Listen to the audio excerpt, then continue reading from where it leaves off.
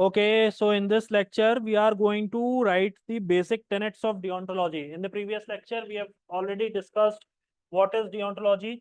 Deontology means the focus is upon the path or the way of doing things, the way of path or way of doing actions.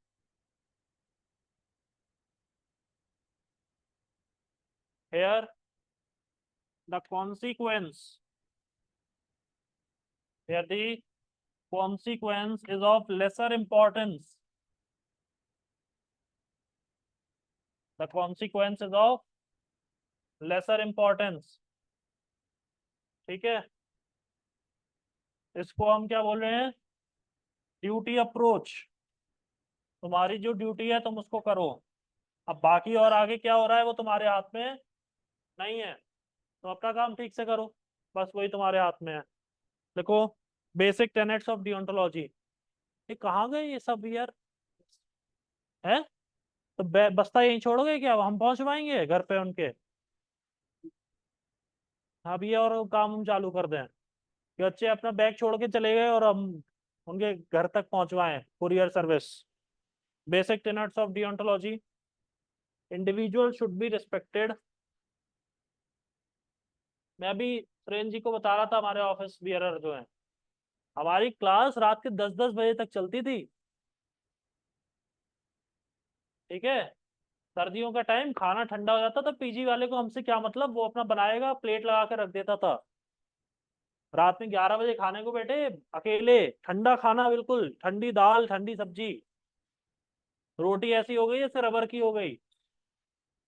वो खाते थे बैठ करके।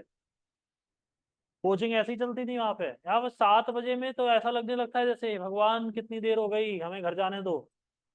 ऐसा लगता है बंधक बना लिया है क्या बच्चों को। Basic tenets, TENETS, basic tenets of deontology. देखिए, फर्स्ट देखिए, individual should be respected, comma, individual should be respected, comma, they should not be treated. पीछे पार्टी चल रही है क्या? अच्छा, देखिए, they should not be treated as means to an and.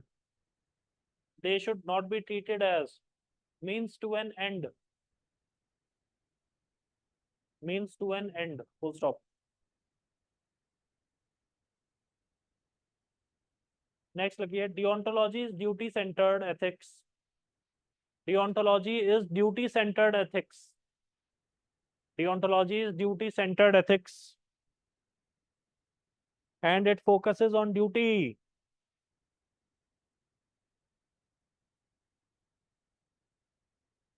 Third लिखिए, deontology considers ethics.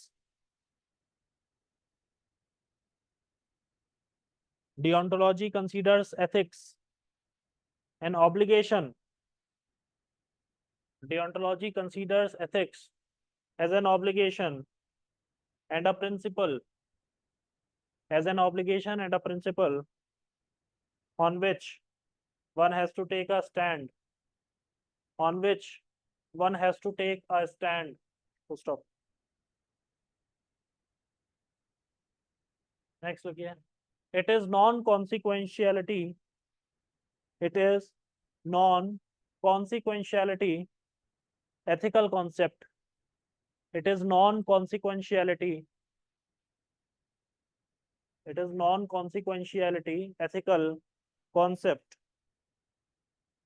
which focuses on the act itself. Which focuses on the act itself rather than its consequences. Which focuses on the act itself rather than its consequences. Rather than its consequences. Full stop. Next लिखिए, deontology does not accept. Deontology आपका छूटा क्या? देखिए, deontology does not accept that end justifies the means. Deontology does not accept that end justifies the means. जबकि teleology में कहा गया है कि अगर निष्कर्ष अंत भला तो सब भला, डिओन्टोलॉजी में इस बात को नहीं माना जाता है।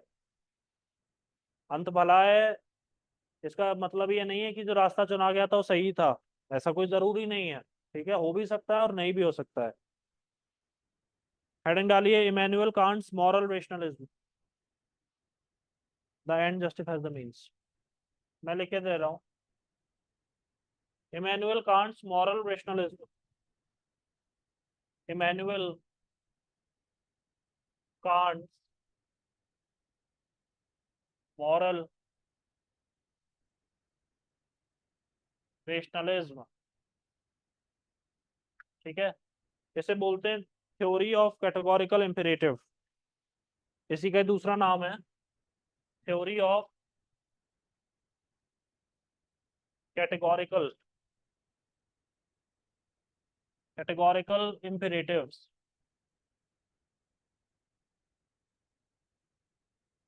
Theory of categorical imperatives. Categorical का क्या मतलब होता है?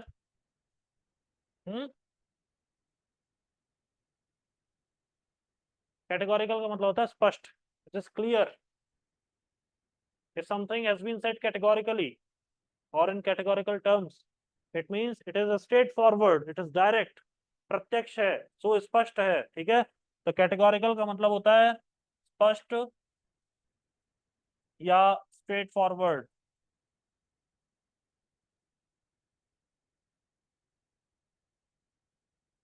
और इम्परेटिव का मतलब होता है नेसेसरी एक्शन, नेसेसरी एक्शन। ठीक है, इस बात को ध्यान रखना।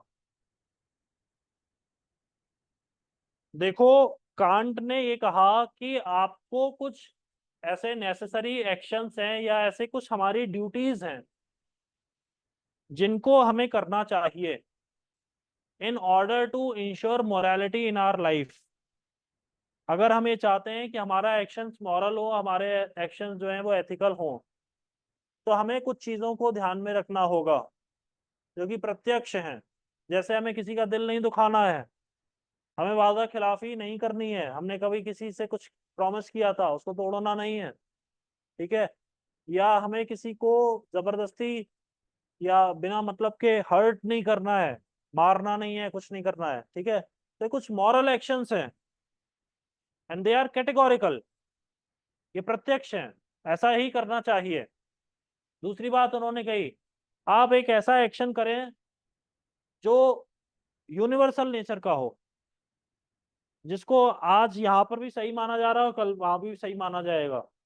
जैसे सच बोलना, तो एक आम सहमति ये बनी हुई है कि सबको सच बोलना चाहिए, इसमें किसी को कोई प्रॉब्लम नहीं है कि आप किसी भी सोसाइटी में चले जाएं तो वहां पर सच बोलने को एक अच्छा आदत मानी गई है। ठीक है, तो जैसे यूनिवर्सलाइजेबिलिटी का कॉन्सेप्ट आया, या एक जो उन्होंने एक और कॉन्सेप्ट दिया था वो था प्रिंसिपल ऑफ ऑटोनॉमी का।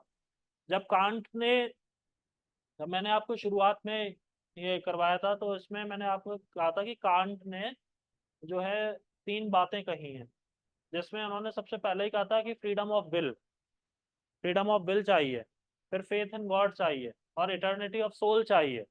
तो इन तीन कामों से फिर क्या होगा, समम बोनम हासिल होगा, समम बोनम हासिल होगा। ठीक है, तो अब दोबारा से उन्होंने यहाँ पर भी वो बात कही है कि ऑटोनॉमी ऑफ विल होनी चाहिए, इंसान जो करना चाह रहा है उसे करने दो, क्योंकि वो जो कर रहा है वो बेसिकली उसको करवाया जा रहा है by the supreme power.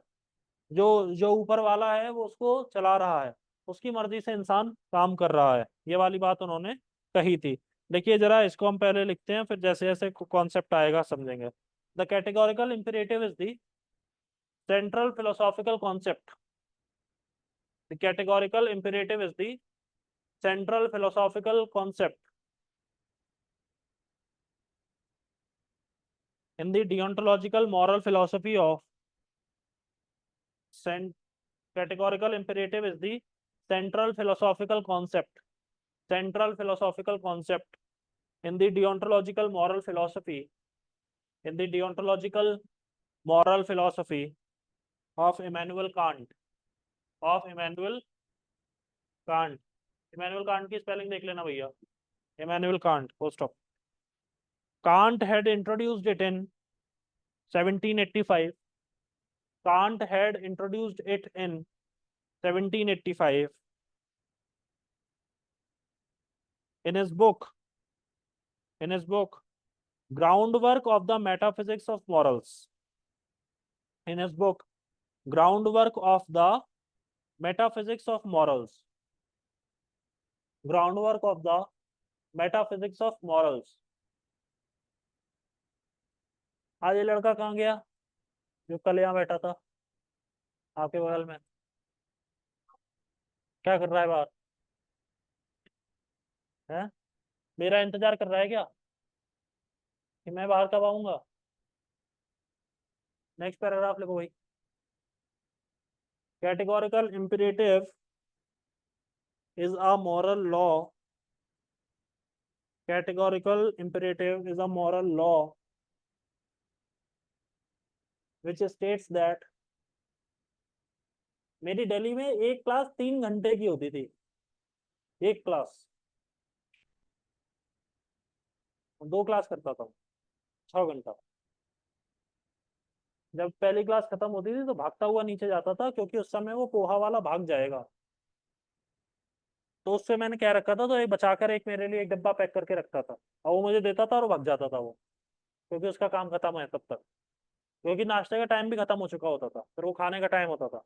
Poha खाता था, एक कप चाय या कॉफी जो मिल गई वो मिल गई, और फिर आके बैठ गए, फिर सेकंड क्लास क्योंकि अभी साफ फिर से चालू हो जाएंगे, फिर जाता था सो इडली खाता था। ऐसा करके 3 महीने जिंदा रहा मैं। सवेरे गुजराती भोजन तो शाम को दक्षिण भारतीय भोजन। मैंने रोटी पराठा नहीं खाया, खाया ही नहीं, 3-4 महीना नहीं खाया, रोज रोज। जब पीजी वाला जब बनाता था, जैसे पीजी वाले को जब बोला ना रात में, जब ये काम होने लगा, जब हमारी क्लास डिले होने लग गई, तब क्योंकि मिलता ही नहीं था, फिर दुकानें बंद है, क्या है, खाना खत्म हो गया है, बच्चे खा जाते हैं सारा, सब वहीं तो रहते हैं। फिर पीजी वाले से बोला, फिर वो बेकार का वो मिलने लगा, ठंडा ठंडा वो तो। रात में तो चलो फिर भी, ये शाम को इसीलिए मैं खा के आता था, वहां खा के ही आता था मैं। और रात को कुछ अपना सोने से फिर 1-1.5 घंटा पहले वो दूध वगैरह कुछ पी लिया तो पी लिया, नहीं अच्छा है तो नहीं। इतना थक जाते थे, खाने की इच्छा ही नहीं होती थी, सांसें चलती रहे उतना ही बहुत था, इतना दिमाग थक जाता था। मैंने ऐसे बोला ना, देखो एक तो मौसम की मार ऐसी थी, गर्मी इतनी पड़ती थी, ठंडे तो भीषण सर्दी हो रही है, यहाँ के ऐसा प्लीजेंट मौसम नहीं है। वो था तो 3 का कहने के लिए, वो हो गया था 4, और फिर मैंने घर पे आके ऑनलाइन भी की थी तो लगभग 4.5। सब ऐसे ही होता है, कहते सब हैं, एक ये बस मेरी आदत है, मैं बोलता हूँ तो वो उसको करवा देता हूँ, मैंने करवाया रखा है। तब मैंने जब पिछली बार बोला कि मैं इसको एक हफ्ते, एक एक था वो 6 महीने से चला जा रहा था सिलेबस, वो खत्म ही नहीं हो रहा था। सर मुझसे बोले इसको सिद्धांत देखो भाई ये क्या करना है, ये तो बहुत ज्यादा, सुरेंद्र भाई हमारे ऑब्जेक्शन कर देते हैं, इनको आदत है, क्योंकि वो क्लास वही लगाते हैं तो उनको रहता है। वो कहते हैं खत्म नहीं हो रहा है सर, उन्होंने सर को बोला, तो सर ने मुझे बुलाया घर से, मैंने कहा मुझे 10 दिन दो, तो काम 6 महीने में नहीं हो रहा था, 10 दिन में कराया और करा दिया, सबको लगाया ना फिर काम पे। ऐसे ही होता है फिर। लिखो लिखो लिखो लिखो। Categoric, next paragraph, categorical imperative is a moral law, categorical imperative is a moral law which states that morality is derived from rationality, that morality is derived from rationality, and all moral judgments are, and all moral judgments are rationally supported, and all moral judgments are rationally supported। जब आपको सही गलत की पहचान होगी तभी आपको अच्छे बुरे की पहचान होगी। सही गलत की पहचान होना रेशनैलिटी है, अच्छे बुरे की पहचान होना it is the knowledge of morality. Rationality तो है ही है, रेशनैलिटी तो हर इंसान में, ह्यूमन रेशनैलिटी जिसे बोला गया है, इंसान के रूप में जन्म लिया है। अब यहाँ पर फिर वही आया होता है मॉरल, ए मॉरल, इमोरल एक्शंस, ठीक है ना। नॉन मॉरल एक्शंस वो मैंने आपको शुरुआत में ही करवा दिया था। तो उसमें छोटे बच्चों का काम, जो मानसिक रूप से जो विक्षिप्त हैं, जो मेंटली चैलेंज्ड हैं, उनके काम, वो उनको हम गिनते नहीं है। देखिए next paragraph. Kantianism, Kantianism states that Kantianism states that truly moral or ethical acts are Kantianism states that truly moral or ethical acts are not based on self-interest, not based on self-interest or the greatest utility, or the greatest utility, but but on a sense of what is right, but on a sense of what is right on a wider level, but on a sense of what is right on a wider level, WIDER, wider level, ठीक। First of, he dismissed consequentialism, he dismissed consequentialism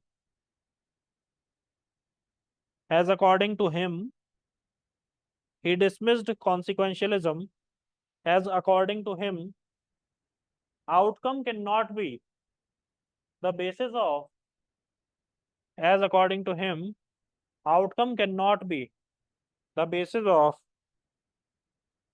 moral philosophy, outcome cannot be the basis of moral philosophy, as it is beyond human control, as it is beyond human control। परिणाम क्या आएगा ये आपके हाथ में नहीं है।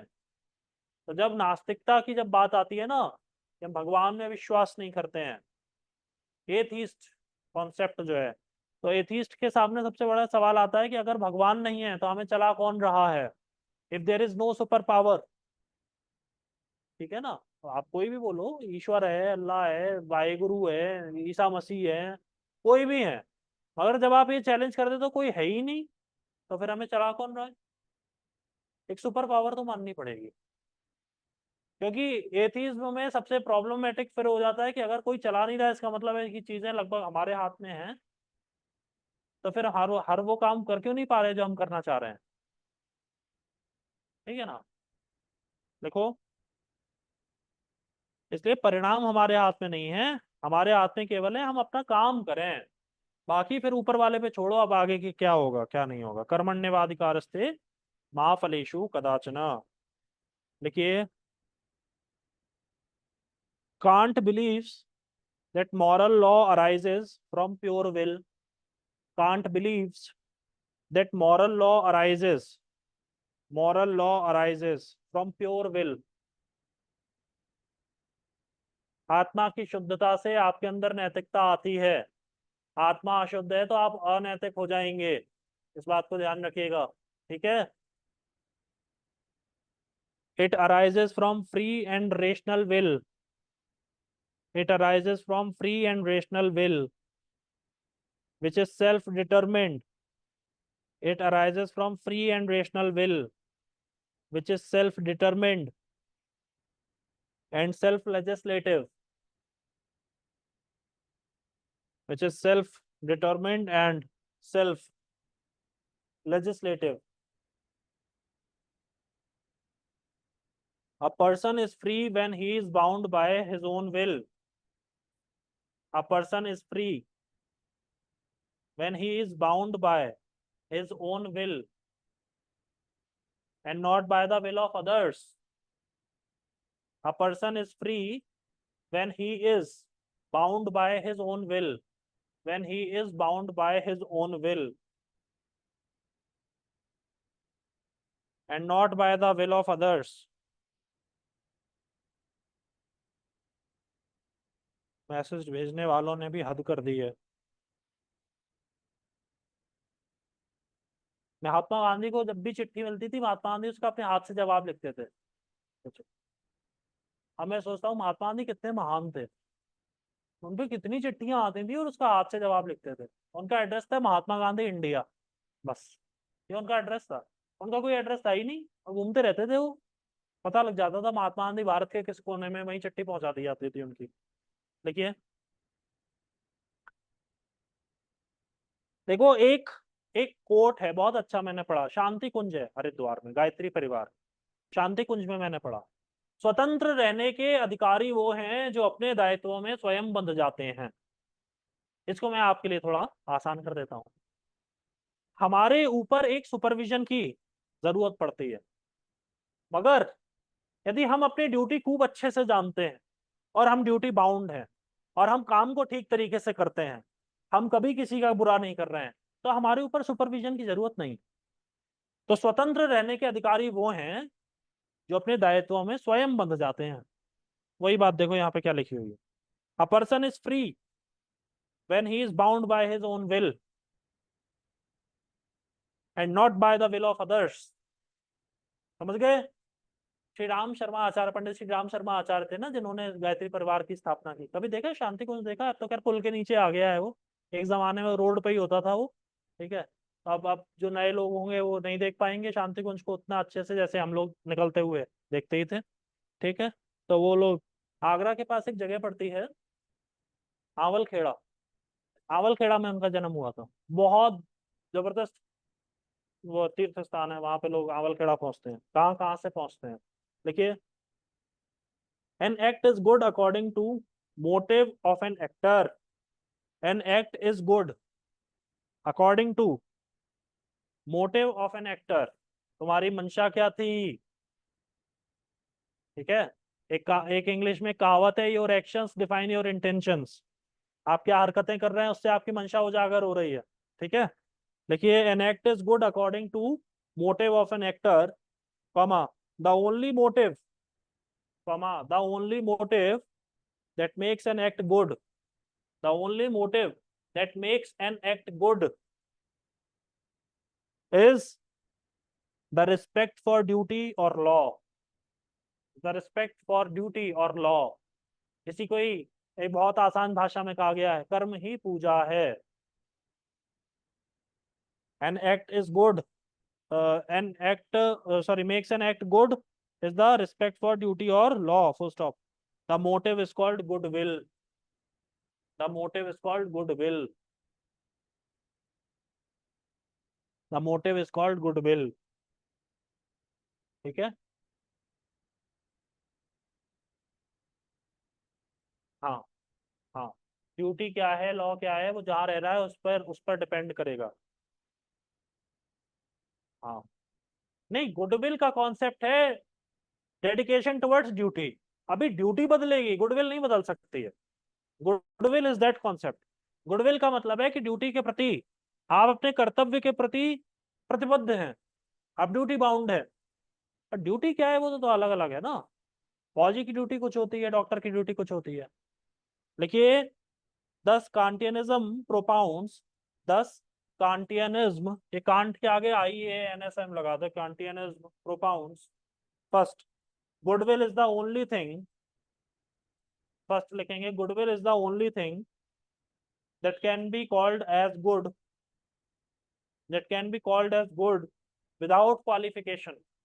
इसमें कोई इफ एंड बट नहीं है। Goodwill is the only thing that can be called as good, that can be called as good without qualification, stop.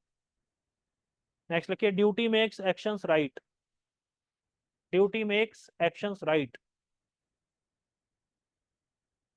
Duty makes actions right. फौजी की ड्यूटी है सीमा की रक्षा करना। अभी सामने से कोई घुसेगा, फौजी ने उसको गोली मार दी, तो इसमें क्या बुराई है? उसकी ड्यूटी है ना। अभी जो उसको छोड़ देगा, घुस के आ जाएगा कोई आतंकवादी अंदर, तब वो बुरी बात है। ऐसे में मारने में कोई दो राय नहीं है। अपने मुंबई में हमला हुआ, एनएसजी को माने सर हरियाणा से बंबई भेजा गया, तो मारो उन लोगों को, जाओ अंदर घुसो जा करके। और उन्होंने एकाएक को खत्म किया। एक कसाब को जिंदा बचा लिया था कि इससे कुछ निकलवा लेंगे अगर इसके पेट में कुछ होगा तो। ठीक है, उसने निकाला भी, उससे बहुत सारी जानकारियां निकली। ठीक है, देखो, अगर आपको मुंबई हमले के बारे में बहुत जानकारी करनी है तो एक एक एक आपको एक ऑटोबायोग्राफी पढ़नी चाहिए। लेट मी से इट नाउ, लेट मी से इट नाउ। ये राकेश मारिया उस समय के कमिश्नर ऑफ पुलिस थे मुंबई के, उनकी लिखी हुई है। उन्होंने रिटायरमेंट के बाद लिखी थी। नाम कितना अप्रोप्रिएट रखा, लेट मी से इट नाउ। अब तो मैं रिटायर हो गया, आप मुझे कह लेना तो है। जब तक नौकरी में था तब तक नहीं कहा। लिखो, इमैन हेडिंग डालेंगे, Immanuel Kant's categorical imperatives. Immanuel Kant's categorical imperatives. और डोकलाम इशू के बारे में अगर आपको पढ़ना है तो एक किताब है, 4 star of destiny by general Manoj Mukund Naravane. 4 stars of destiny, बहुत अच्छी है। हेडिंग डालिए, Immanuel Kant's categorical imperatives. Immanuel Kant's categorical imperatives. First लिखिए, प्रिंसिपल ऑफ यूनिवर्सलाइजेबिलिटी। स्पेलिंग जरा चेक करेंगे। First is principle of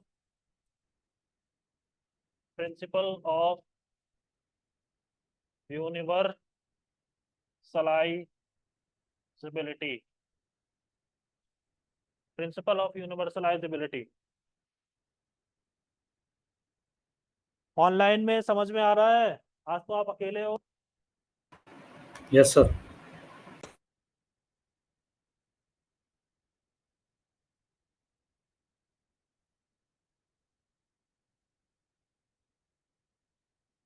sir voice नहीं आ रहा।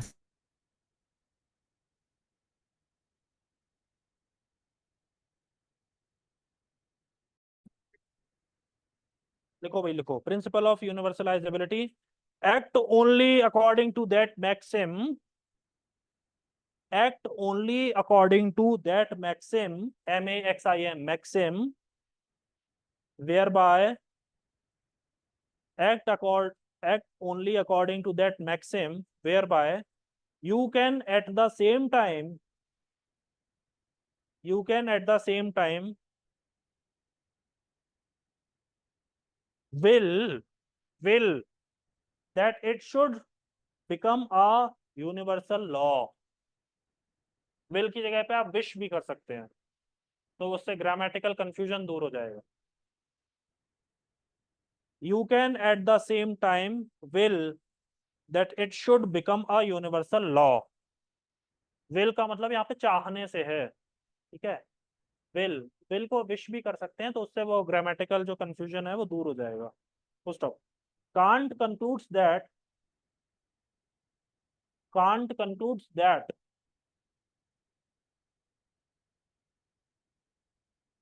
a moral proposition that is true, that a moral proposition that is true must be one, that is true must be one that is not tied to any particular conditions, that is not tied to any particular conditions, comma, identity and desire of person, desire of person। ठीक है, तो वो कह रहे हैं कि जो सत्य है वो सत्य ही रहेगा, उसमें इफ एंड बट नहीं लगने चाहिए। कांट ने कहा है कि सच उसको माना जाए जो हर हाल में सच है। सत्येन धारते पृथ्वी, सत्येन तपते रवि, सत्येन वाति वायुश्च सर्वम सत्ये प्रतिष्ठितम। ये सत्य ही है, चारों तरफ व्याप्त है। सत्य से ही धरती चल रही है, सत्य से ही वायु चल रही है। ये सब कुछ सत्य है। इसको इसको इसको इसको वेरीफाई किया जा सकता है। ठीक है, इसमें कोई इफ एंड बट नहीं है। ऐसा नहीं है आज हो रहा है कल हो रहा है। तो कांट ने कहा कि आप उसको सच माने। क्या कह रहे हैं? मॉरल उसको माने।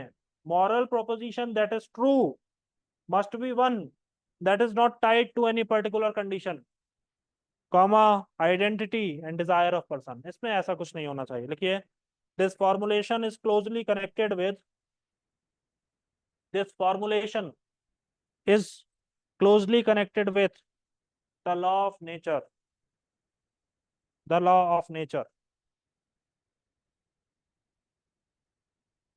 which is universal, the law of nature which is universal, full stop।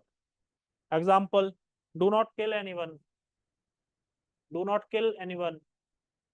Next, do not cheat, do not cheat.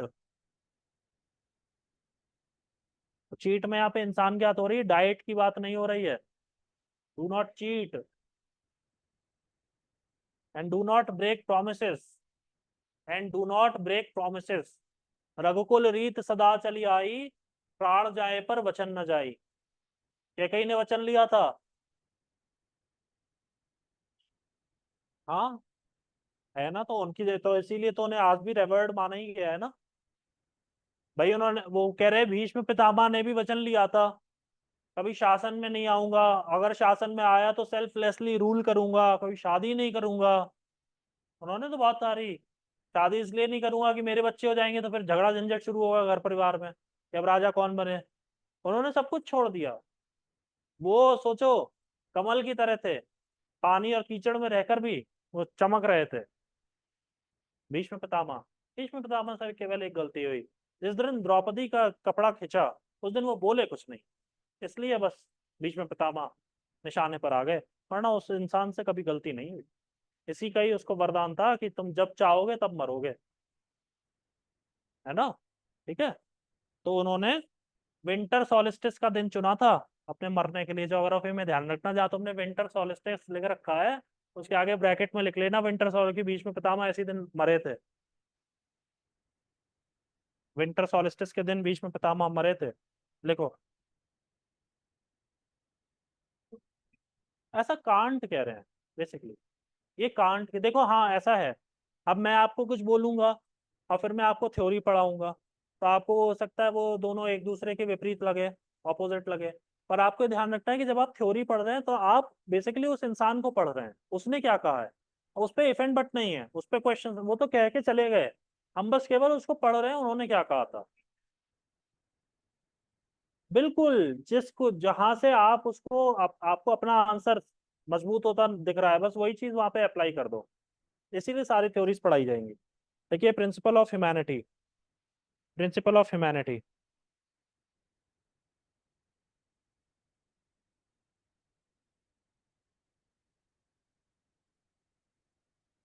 लिखिए, एक्ट इन सच अ वे। देखो हमारे यहाँ ये जो दो एग्जाम्पल्स है ना, एक शकुनी का और एक मंथरा का, रामायण में मंथरा का, ये दो एग्जाम्पल ऐसे हैं जो हमें ये बताते हैं कि हमें दूसरों की बातों पे ना ज्यादा नहीं उसको मानना चाहिए। दूसरों की बातों को आप सुने, मगर आप सोच समझ कर उस पर अमल करें। किसने भड़काया कि अभी 3 वर मांग लो, दशरथ से मांग लो, उसी ने, तुम्हारा बेटा राजा बन जाएगा। कुछ नहीं हुआ, कभी नहीं बना वो राजा। अपनी इमेज इस हद तक खराब हो गई कि आइंदा उस नाम पर किसी लड़की का नाम नहीं रखा जाएगा। इतनी इमेज खराब हो गई, किसी लड़की का नाम कैके नहीं रखा जाएगा। ये रूल बन गया समाज का, कोई अपनी बेटी का नाम कैके नहीं रखेगा। कोई बहुत अच्छा नाम तो वैसे भी नहीं था, मगर फिर भी अब रखा भी नहीं जाएगा। ठीक है ना। ऐसी शकुनी था। शकुनी बहन की ससुराल में रहने वाला आदमी था। बहन की ससुराल में भाई का कोई काम नहीं। पहले का एक नियम था, पानी भी नहीं पीते थे। वो तो कैंप कर रहा था, वो तो वहीं रहता था। उसने पूरा घर देखो मिट्टी में मिला दिया। 100 लड़के थे, 100 लड़के थे, सब खत्म हो गए।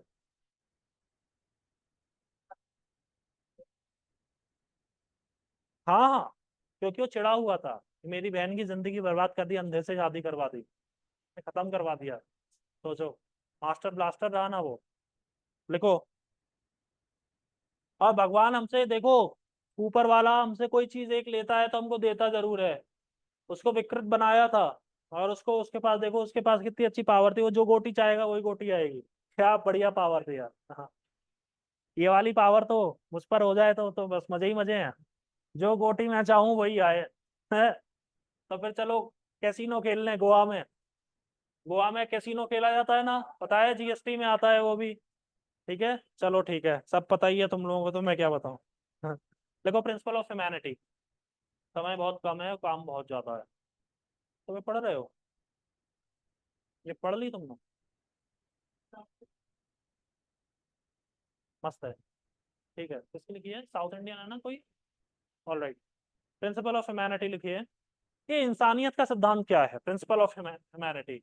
हर इंसान को आप आप अगर उसको आप उसको उसका सम्मान नहीं करना चाह रहे हैं, अगर आप उसको उसको बहुत अपने सिर पर नहीं बिठा सकते हैं, तो कम से कम आप ये भी मत भूलें कि वो इंसान है। फेयर मिनिमम ट्रीटमेंट जिसे बोला गया है, इंसान को इंसान की तरह ट्रीट किया जाना चाहिए। इंसान को जानवरों की तरह ट्रीट नहीं किया जाना चाहिए। और हो सके तो जानवरों को भी इंसान की तरह ट्रीट करिए। जानवर को भी जानवर मत मानिए। प्राण उसमें भी है, शक्ति उसमें भी है। देखिए, act in such a way that you treat humanity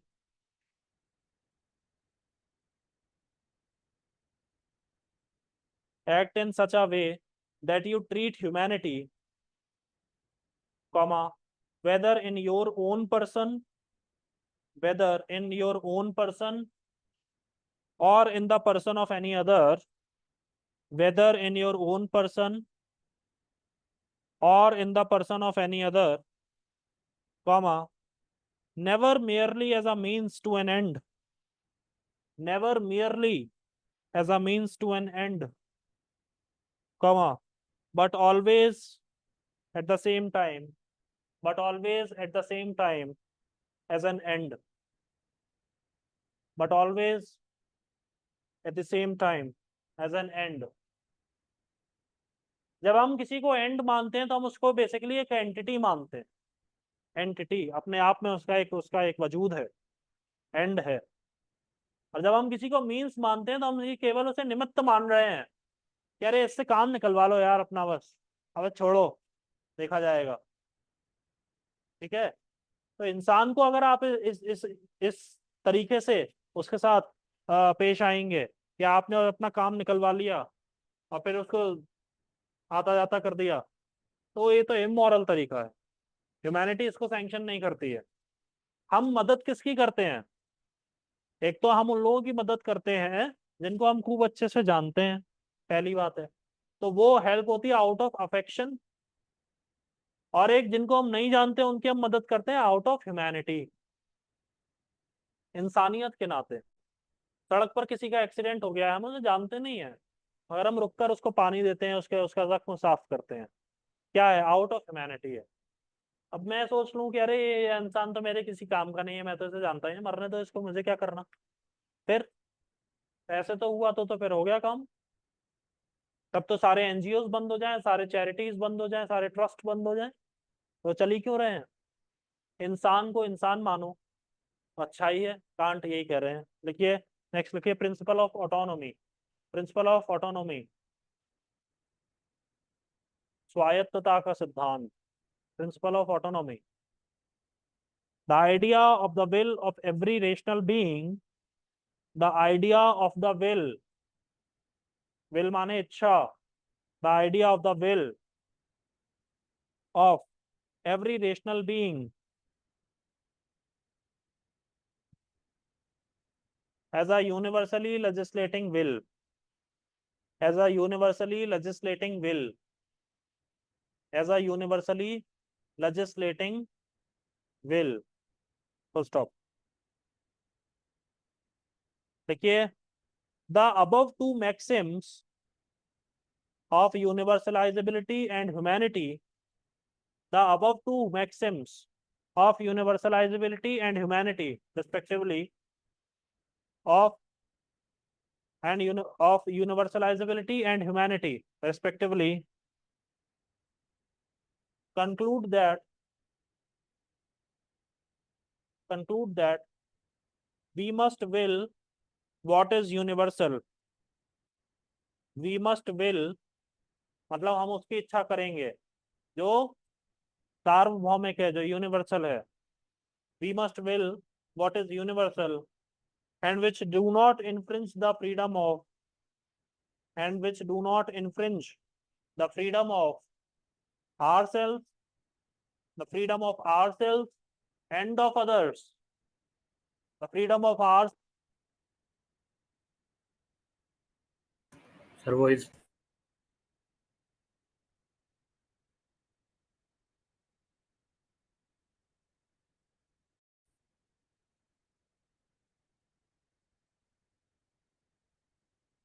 which do not infringe the freedom of ourselves nor of others, full stop। which do not infringe, INFRINGE, infringe माने हस्तक्षेप करना, infringe करना। नेक्स्ट लिखिए, the kingdom of ends,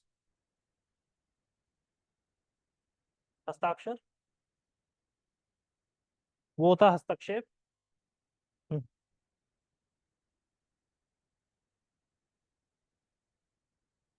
damaged को हिंदी में क्या कहते हैं? क्षतिग्रस्त। लिखिए, द किंगडम ऑफ एंड्स। एक तो सरकार की भाषा में ना कभी भी एक्टिव वॉइस में नहीं बोला जाता, हमेशा पैसिव वॉइस चलती है, ऑलवेज। मैंने ये काम किया ऐसा नहीं बोलेंगे, ये काम मेरे द्वारा किया गया। डीएम कभी भी नहीं बोलेगा आज मैंने आदेश दिया, वो हमेशा बोलेगा आज जिला प्रशासन द्वारा आदेशित किया गया। क्योंकि आप जब ये बोलते हैं आज मैंने आदेश दिया, तो ऐसा सुनने में आ रहा है अरे ये तो राजा जी है क्या। तो वो कहते हैं आज हमारे द्वारा निरीक्षण किया गया, उनको अवगत कराया गया, उनको निर्देशित किया गया, पैसिव वॉइस में बोला जाता है हमेशा। To prevent ourselves from getting over confident और may be like the kingdom of ends. देखिए, act according to a law, act according to a law that operates in the realms of ends, that operates in the realms of ends, full stop। Human actions that go on, human actions that go on to benefit the society, human actions that go on to benefit the society or build a better society, human action that go on to benefit the society or build a better society is moral action, is moral action, full stop। We ought to act only, we ought, OUGST, we ought to act by maxims, we ought to act only by maxims that would harmonize, that would harmonize with a possible kingdom of ends।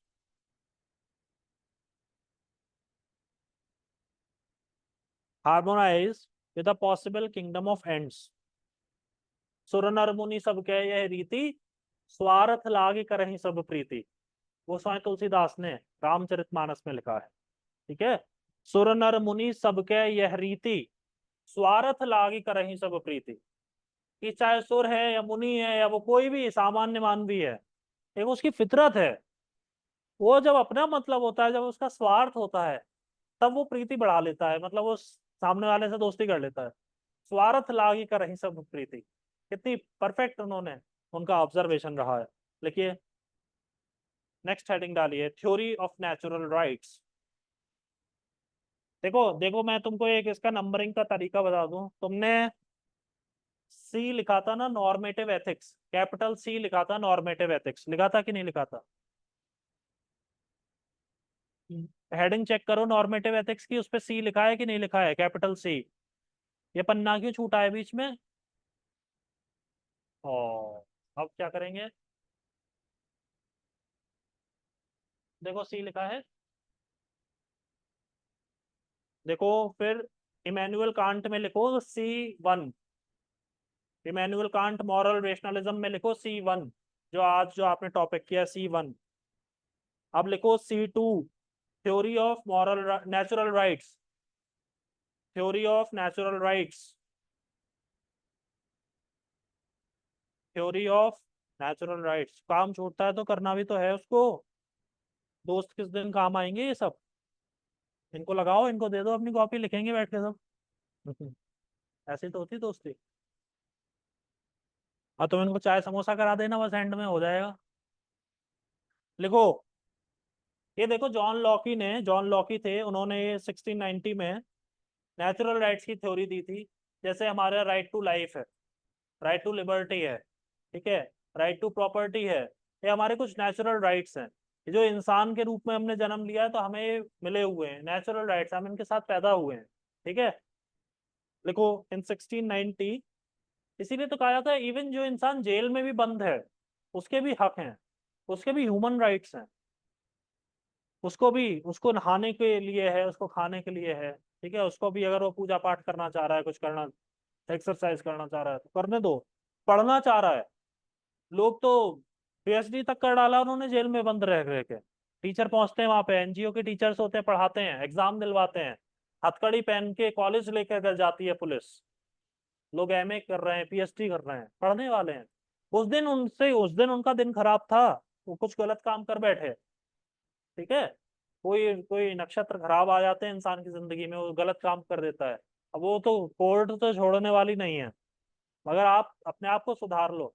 वो अच्छे लोग हैं, सोचो वो अपनी बाहर निकलने की तैयारी कर रहे हैं कि हम निकलेंगे और हम कुछ काम करेंगे, हम स्किल सीखेंगे, बहुत कुछ हो सकता है, ठीक है। अभी एक चीज है जो मुझे लगता है कैदियों को सिखानी चाहिए, अभी तक वो कहीं सुनने में नहीं आई है, दैट इज लैंग्वेज। हम अपने कैदियों को अलग अलग चीजों की हम उन्हें लैंग्वेज सिखा सकते हैं। हमारे कैदी गाइड बन सकते हैं, गाइड। मॉन्यूमेंट्स के मॉन्यूमेंट्स के गाइड बन सकते हैं, हम उन्हें फॉरेन लैंग्वेजेस सिखा दें। अभी मैं गया, आगरा फोर्ट गया, मैंने वहां से गाइड से पूछा, जो गाइड मैंने बुक किया था अपने लिए। एक तो आगरा में हर कोई गाइड बन जाता है, आगरा अनोखी जगह है, हर तीसरा आदमी वहाँ गाइड है, उनसे बचिए, है ना। वो जैसे पहले नहीं छपता था, नकली मंजन से सावधान, वो नकली मंजन है वो वाला। उसकी यूपी सरकार की आईडी थी जिसको मैंने बुक किया था। उसने कहा आप कितने लोग हैं, मैंने कहा मैं अकेला हूँ, मैं अकेले ही घूम रहा हूँ, मुझे दिखाओ। बोला 550 रुपया, अकेले का 550 रुपया। मैंने 300 रुपया दिया उसको, उसने पूरा घुमाया।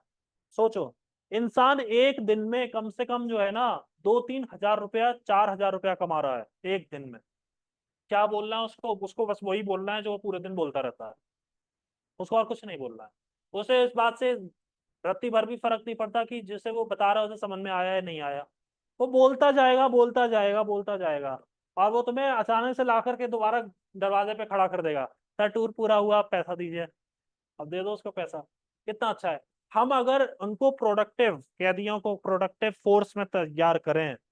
असल में मुश्किलात ये है कि लड़का जवानी में गया, जेल में गया, और आपने उसको उसके लेट 40s में या अर्ली 50s में आपने उसे जेल से बाहर निकाल दिया। अब उसके यूथफुल ईयर्स तो सारे गए, वेस्ट हो गए। अब वो करेगा क्या? तो फिर वो अपराधी करेगा ना, क्या करेगा और क्या करेगा? उसको बचा क्या आप करने के लिए? स्किल वो जानता नहीं है, पढ़ा लिखा वो है नहीं। और वो जिन लोगों के बीच में रहा वो कौन थे? वो सब अपराधी थे, तो उसकी मति भी वैसी ही हो गई है। तो बहुत अच्छा तरीका यह है कि हम उन्हें कुछ प्रोडक्टिव करें। किरण बेदी जब तिहाड़ पोस्टिंग की गई, उनको उनको उस समय के प्रधानमंत्री ने, मैं नाम नहीं लूंगा उनका, प्रधानमंत्री जी का, अब वो हमारे बीच नहीं है, उनका ट्रांसफर तिहाड़ इसलिए किया गया था कि इसको वहां कर दो, इसका दिमाग सही जगह पर आ जाएगा। क्योंकि उनकी माता जी की कार उठवा दी थी किरण बेदी ने, इसलिए। अब किरण बेदी पहुंची तिहाड़, और किरण बेदी ने तिहाड़ को कर दिया डिसिप्लिन्ड जेल में तब्दील। वहां पे उन्होंने कहा, जब मैं पहली बार घुसी थी तो कैदी पागलों की तरह चिल्ला रहे थे अंदर, अपने बाल खींच खींच के चिल्ला रहे थे, एक दूसरे से लड़ते थे बिना मतलब में, टाइम पास के लिए, मार रहे हैं, बुरी तरीके से पीट रहे हैं एक दूसरे को। अब पुलिस ऐसी खड़ी है, क्या करे? कि तो उनके बीच में जाओ तो खुद पेटो, वो वाली हालत थी। बैरक भरे हुए हैं बुरी तरीके से, एक पंखा है, 50 आदमी सो रहे हैं उसके नीचे। उन्होंने कहा इनको विपासना करवाओ, विपासना के लिए एक्सपर्ट्स बुलाएगा उनको। उन्होंने कहा इनको सबको नहलाओ, पाइप चलाओ पानी से, इन सबको बाहर निकालो बैरक में से, इन सबके ऊपर पानी डालो ठंडा ठंडा, इन सबको साफ करो। सब नहाए, सारे नहाए, सबको कपड़े नए ताजे बना के दिए, इनको विपासना करवाओ, फिर सर्वधर्म प्रार्थना करवाओ। उन्होंने तो ऐसा कर दिया, बिल्कुल एक से एक दुर्दांत जो थे ना, बदमाश, जो मानते नहीं थे अपनी गलती कभी, वो रोते थे, आंखों से उनके आंसू निकलने लग गए थे, उन्होंने स्वीकार कर लिया था कि उनसे गलती हुई है। उसका फिर फायदा लेकर, उनका कंडक्ट सुधार कर, उनको फिर प्री मैच्योर रिलीज किया गया कि अब इनको छोड़ो, अब ये ठीक हो गए हैं, ठीक हो गए। और उस टाइम उन्होंने वहां पे फैक्ट्री लगाई जिसको टीजे बोला गया, तिहाड़ जेल। तो उसमें बिस्किट्स बनते हैं, आपके कारपेट्स बनते हैं, कंबल बनते हैं, ठीक है। तो एक एक कंबल मेरे पास है, तिहाड़ तिहाड़ का, कैदियों का बना हुआ। तो ऐसी बहुत सारी चीजें होती हैं। और आज भी बड़ा जबरदस्त है, ऐसी गर्मी है उस कंबल में, पूरी है ना कैदियों की गर्मी उस कंबल में आ गई है। ठीक है, देखो भाई, जॉन लॉकी के बारे में लिख रहे हैं। In 1690 John Locke, a British philosopher, argued that argued that natural rights such as life, liberty, and property argued that natural rights such as life, liberty, and property existed in the state of nature, existed in the state of nature, and could never be taken away, and could never be taken away, or even voluntarily given up, or even voluntarily given up by individuals. Voluntarily given up by individuals. आपको जीने का हक है, और ये हक आप खुद से भी अपने आप को भी जुदा नहीं कर सकते इस हक से। ठीक है, सीधा प्रहार है सुसाइडल टेंडेंसीज पर। जो लोग गलत कदम उठा लेते हैं, अपना अपना जीवन लीला समाप्त खुद ही कर लेते हैं, उनको ये नसीहत दी गई है कि ये हक नहीं है उनको। ये हक केवल और केवल उस परम पिता परमेश्वर के हाथ में है जिसने हमें जन्म दिया है, जो हमें कब बुलाएगा। हम ये सब नहीं कर सकते। It is against the nature. सबका एक वक्त मुकर्रर है, सबका एक रोल तय है पहले से कि उसे इस काम के लिए भेजा गया है। ठीक है, तभी तो देखो अलग एक ही घर में अलग अलग बुद्धि के लोग पैदा होते हैं, कोई डॉक्टर बन जाता है, कोई इंजीनियर बन जाता है। क्यों नहीं ऐसा होता सब एक ही जैसे बन जाते हैं? क्योंकि वो जो नेचर है, जो प्रकृति है, जो जो जो और वैसे भी शुरुआत जब आप सांख्य दर्शन पढ़ते हैं तो शुरुआत पुरुष और प्रकृति से मिलकर के हुई है, सांख्य दर्शन में बोला गया है। तो प्रकृति जब सबको रेगुलेट कर रही है तो उसने सबको अलग अलग दिमाग दिया है, अलग अलग बुद्धि है सबके पास में, इंक्लिनेशंस अलग है, टेम्परामेंट अलग है, एप्टीट्यूड अलग है। ऐसे में सबका अपना रोल है। जब इंसान अपने जीवन को काटता है ना बीच में, तो बेसिकली आप उस प्रकृति के साथ डिस्टरबेंस कर रहे हैं, ये होता है। ठीक है, लिखिए, life, liberty, and property existed in the state of nature and could never be taken away or even voluntarily given up by the individuals. Full stop. जो नेचर के साथ ही हम लेकर पैदा हुए हैं, दे आर नेचुरल राइट्स, जो हमें हमें प्रकृति ने ही दिए हुए। ठीक है, जैसे हमारी लाइफ है, हमने जन्म लिया है ना, इसीलिए।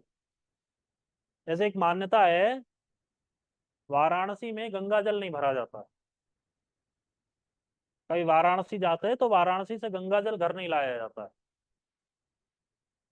क्या वाराणसी जो समय से भी पुराना है, काशी, जब कुछ नहीं था तब काशी था, लिखा गया है। समय से पुराना, सबसे पुराना काशी है। उस काशी में रहना अपने आप की सौभाग्य की बात है। नेचर ने किसी को काशी तक भेजा है, किसी किसी रास्ते से होता हुआ वो अपने जिंदगी में किसी पड़ाव पर काशी पहुंचा, या उसका काशी में जन्म ही हुआ, मान लो बनारस में। उस गंगा में कीटाणु भी है, छोटे जीव जंतु भी हैं, माइक्रो ऑर्गेनिज्म है जो हमें दिखते नहीं है, माइक्रोस्कोपिक है। आपने जब वो जल भरा ना और आप उन्हें घर ले आए, आपने उनकी काशी से उन्हें वंचित कर दिया। इसलिए बनारस से कभी भी गंगा जल घर नहीं लाया जाता है। It is a rule. आप कभी, आप नेचर के साथ कभी खिलवाड़ ना करें, ये सीधी सी बात बोली गई है। ठीक है ना? तो ये बहुत बहुत सोचने की जो बात है। देखिए, John लॉकी's doctrine of natural rights talks about four rights. John Locke's doctrine of natural rights talks about four rights. Talks about four rights. John Locke's doctrine of natural rights talks about four rights of an individual, of an individual, namely universal, natural, equal, universal, natural, equal, and inalienable, and inalienable. जिससे जुदा ना किया जा सकता हो, ठीक है, inalienable, universal, natural, equal and inalienable, stop. Out of them natural and inalienable rights can't be surrendered. Natural and inalienable rights can't be surrendered in a social contract. In a social contract. इसीलिए हमारे संविधान में क्या कहा गया है? Right to life and liberty. कुछ भी हो जाए, लाइफ एंड लिबर्टी कभी भी नहीं जाएगा देश में। इमरजेंसी भी लग जाएगी तब भी लाइफ एंड लिबर्टी बना रहेगा। इस बात को ध्यान रखना। Maneka Gandhi versus Union of India का बहुत फेमस केस है, right to life and liberty का है। पासपोर्ट जब्त कर लिया गया था उनका, वो उसको केस को पढ़ना। वो किताब किसी ने मंगवाई क्या? मैंने बताया था 10 जजमेंट्स बाय जिया मोदी जो है, आ जाएगी। चलो किसी ने तो मंगवाई। देखो, surrendered in social contract and the state is duty bound, surrendered in a social contract and the state is duty bound to protect them, and the state is duty bound to protect them, and the state is duty bound to protect them.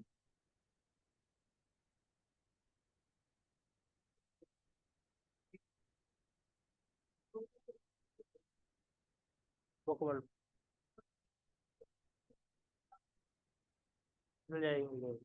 देखो, the concept of individual human rights, जैसे Bombay high court ने एक judgement दिया कि जो बार dancer होती हैं ना लड़कियां, पहले मुंबई में ऐसे बहुत से बार थे, आधी आधी रात तक चल रहे हैं, 12 1 2 बजे तक चल रहे हैं, उसमें वो लड़कियां डांस कर रही हैं। उसको बंद करने के लिए कहा जा रहा था कि इसको बंद करवाओ, ये सब इससे कल्चर खराब होता है। तो बॉम्बे हाईकोर्ट ने कहा, "ये करेंगी क्या फिर? ये बचपन से लाई गई हैं, ये घर परिवार से दूर है, वो ट्रैफिकिंग में लाई जाती हैं वो लड़कियां, उनको काम ही यही आता है, उसी से ही उनका घर चल रहा है।" इसीलिए बहुत सारे शहरों में रेड लाइट एरिया होते हैं जहाँ व्यभिचार होता है, व्यभिचार, देह व्यापार, ठीक है। वो बंद क्यों नहीं होते? वो बंद इसीलिए नहीं होते क्योंकि राइट टू लाइफ है।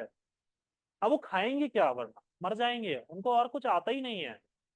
वो जब वह छोटी बच्चियां थी तब कभी किडनैप हुई होंगी, उनको अपना घर भी नहीं मालूम, उनको कुछ नहीं मालूम, ठीक है। इसीलिए किन्नरों को कभी पुलिस गिरफ्तार नहीं करती है। किन्नरों को भिक्षावृत्ति के एम्बिट से बाहर रखा गया है। किन्नर भीख नहीं मांगते, किन्नरों को भिखारी कभी नहीं रिकॉग्नाइज किया जाएगा। तो क्या करें वो जिन हालात में थे, वो छोटा बच्चा पैदा हुआ था, उसको उसके घर वालों ने ठुकरा दिया। वो किन्नर आए, उनको पता चल जाता, वो ले जाते हैं अपने साथ उसको, बच्चे को, फिर वही पालते हैं। ये किन्नर जो 20-20 हजार 50 हजार, जैसा तुम्हारे, वो तुम्हारा घर देखकर जज कर लेते हैं कि तुम पे कितना पैसा है। और उनका इंटेलिजेंस ब्यूरो जैसा नेटवर्क होता है, उन्हें पता लग जाता है किसके घर में शादी हुई है, किसके यहाँ बच्चा पैदा हुआ, वो पहुंच जाते हैं। तो उस पैसों का करते क्या है? वो बच्चों को पालते हैं। देखो, प्रकृति है, वैसे बच्चे पैदा होते हैं, ठीक है, जिनके जेनिटल्स को देखकर आप ये नहीं कह सकते कि लड़का है कि लड़की है। उसका जीवन सोचो, उस बच्चे को, उसको सोशल सोशल रिकॉग्निशन नहीं है। तो इसलिए हमारे देश में भी अलाउ किया गया है। हाँ, जब मैं कहता हूँ रेड लाइट एरिया को अलाउ कर रखा है, चलो ठीक है, वहां पर पुलिस नहीं जाती है, जो भी कुछ है सब चल रहा है, सबको सब मालूम। मगर वही कोई लड़की किसी के घर पर या किसी के होटल में जाकर कैदियों से बुलाया जाए देह व्यापार के लिए, पकड़ के जेल में डाल देगी पुलिस उठाकर। जिसको कॉल बॉय या कॉल गर्ल कहते हैं, पुलिस पकड़ेगी, एकदम पकड़ेगी तुरंत।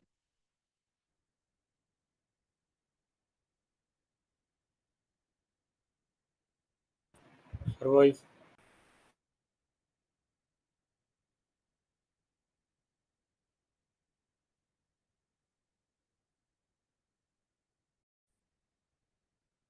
लिखो भाई, लिखो। The concept of individual human right,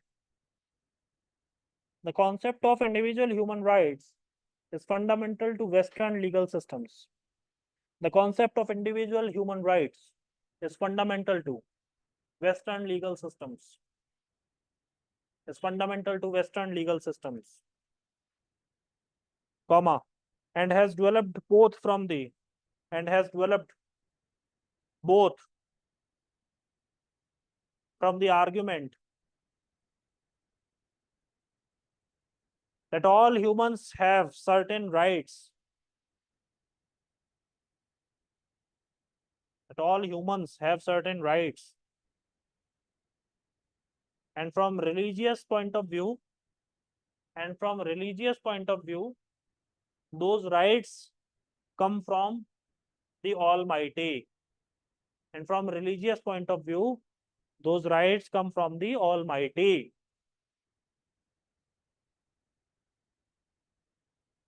इसीलिए कहा गया ना, कभी किसी को देखकर उसका मजाक मत बनाओ, कैसा दिखता है, ठीक है, वो चल पा रहा है नहीं चल पा रहा है, दिख रहा है। द्रौपदी ने कह दिया अंधे का पुत्र अंधा। अरे ये क्या बात हुई भाई, आपने आपने अपने ससुर का मजाक बनाया, वो अंधे हैं, तो बाई बर्थ अंधे थे धृतराष्ट्र, आप उनका मजाक बना रही हैं। ये आपके मैनर्स हैं, ये आपकी मोरालिटी है। मैनर्स तो चलो गए कहीं, मैं तो कह रहा हूँ उनके तिलांजलि दे दी तुमने, किंतु मोरालिटी कहाँ गई तुम्हारी? अपने से बड़ों पर अंधे से अंधा तो हम किसी को भी नहीं बोलते हैं। अंधा शब्द हिंदी में, अंधा शब्द ऐसे लिखा भी नहीं आता है, कभी लिख मत आना अंधा, दृष्टि बाधित शब्द लिखा जाता है।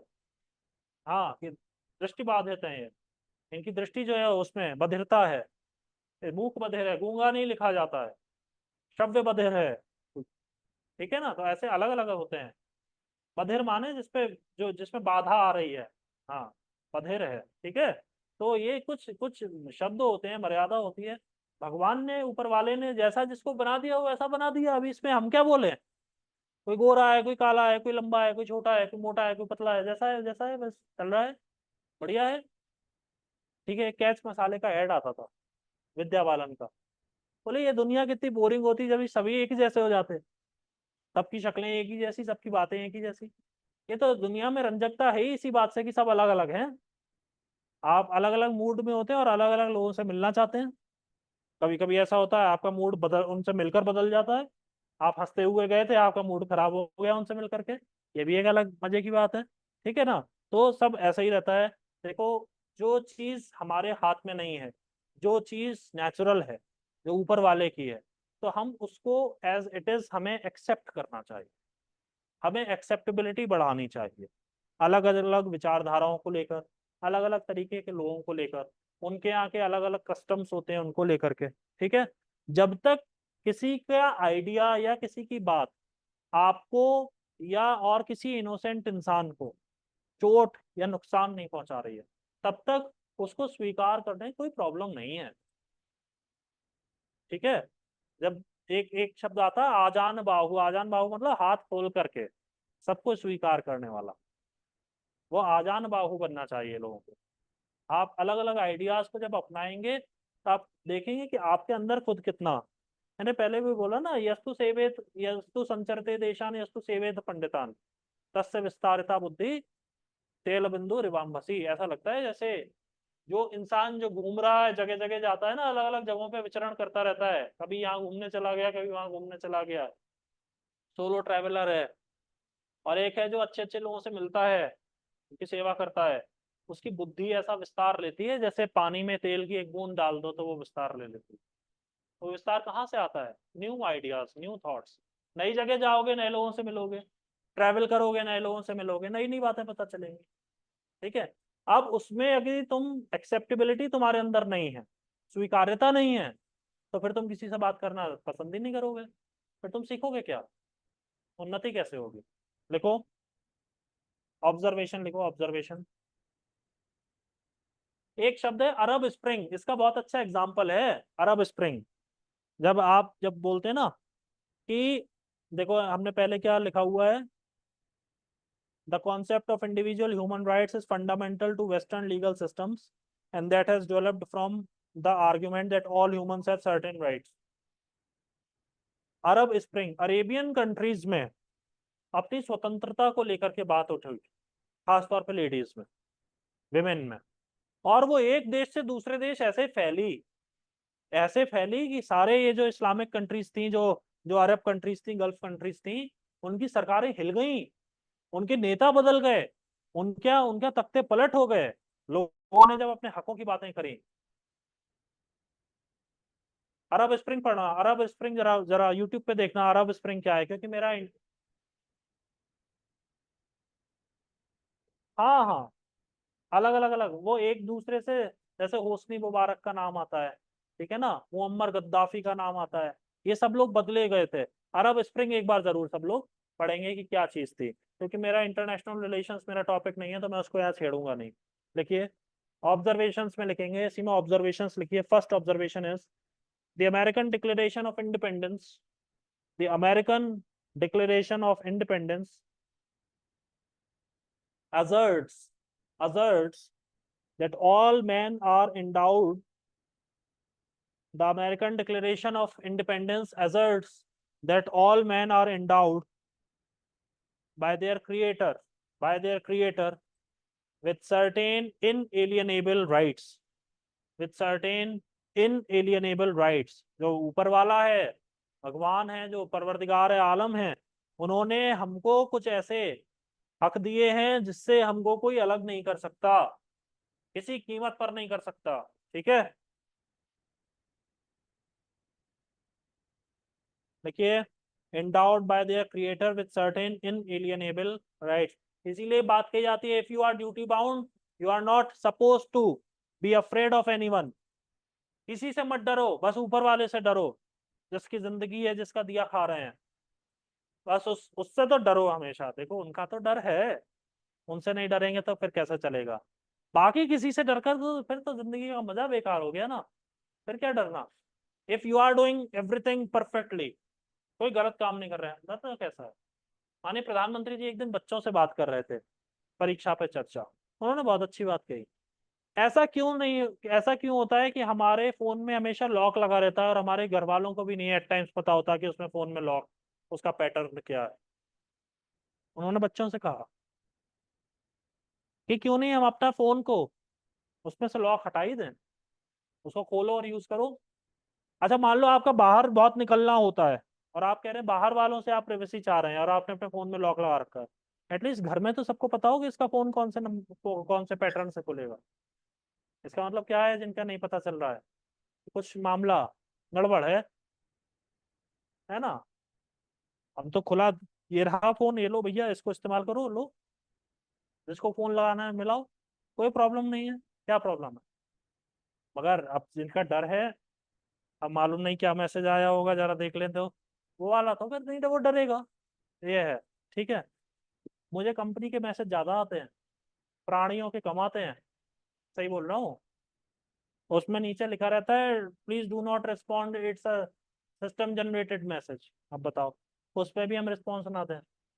हाँ, हम चला ही क्यों रहे हैं व्हाट्सएप। लिखिए, the American declaration of independence asserts that all men are endowed by their creator with certain inalienable rights। Next लिखिए, the French revolution proclaimed natural rights हैं, मगर उसमें इनएलियनेबल राइट्स कुछ होते हैं। जैसे एक तो एलियनेबल राइट है, राइट टू प्रॉपर्टी, आपको उससे अलग किया जा सकता है। और प्रॉपर्टी अगर तुम पे नहीं है तो इसका मतलब ये नहीं कि तुम्हारे को जीवन में मतलब खत्म हो जाएगा जिंदगी। Property is a natural right. क्यों, एक इंसान, धरती बनाई है ऊपर वाले ने, तो हमारा हक नहीं है उस धरती पर हम तो अपना थोड़ा सा हिस्सा करके रख लें। तो कोई भी करेगा, और तो वो कर ही रहे हैं। तो नहीं नहीं, तो अरे तो एंटाइटलमेंट बदल जाएगा ना उससे। तुम अपनी जमीन खरीदो, गवर्नमेंट पे क्यों नजर लगा रहे हो। अरे तो गवर्नमेंट तुम्हारी जमीन ले ले, वो सब अलग चीज है, वो सब अलग चीज है। मगर आपको प्रॉपर्टी रखने का हक तो है ना। अरे, पुराने लोगों पे तो कितने कितने बड़े बड़े स्टेट्स होते थे, जमींदारों पे। बंगाल में तो पूरा नवाब का तो पूरा बंगाल ही था, उसमें बिहार भी शामिल था, उसका अपना था वो पूरा। तब फिर क्या प्रॉब्लम आई। ठीक है, देखो, द फ्रेंच रिवॉल्यूशन, हाँ, इनएलियनेबल होता है कि तुमसे जीने का हक नहीं ले सकते ना, मार नहीं सकते, वो मारा जाएगा। तो एक फ्रांस में रिवॉल्यूशन हुआ, उससे पहले गिलोटिन था, गिलोटिन, गिलोटिन, गिलोटिन। और उसमें क्या था, गर्दन काट देता था भाई, वो ऊपर से ऐसा गिरता था खटाक। हाँ, उसमें राजा रानी को भी काट दिया था फिर, जिन्होंने उसको जिन्होंने उसका सबसे ज्यादा इस्तेमाल किया था। देखो, the French revolution proclaim that the rights of men are natural rights, that the rights of men are natural rights intrinsic to the humanity of each person। intrinsic, to the humanity of each person. Rights of a man are natural rights intrinsic to the humanity of each person. Intrinsic मतलब होता है जो अंतर्निहित है, जो छिपा हुआ है उसमें. नेक्स्ट लिखिए, थर्ड लिखिए, यूएन's यूनिवर्सल डिक्लेरेशन, यूएन जिसे यूनाइटेड नेशंस बोलते हैं, UN's universal declaration of human rights, 1948, UN's Universal Declaration of Human Rights 1948 is based on the reasoning is based on the reasoning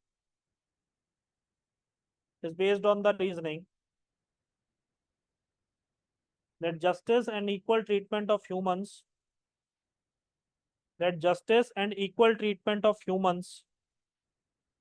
ought to be applied universally. Justice and equal treatment of humans ought to be applied universally. Ought to be applied universally. ठीक है, तो अब हम इसका आगे का next class में करेंगे अगले हफ्ते. Thank you.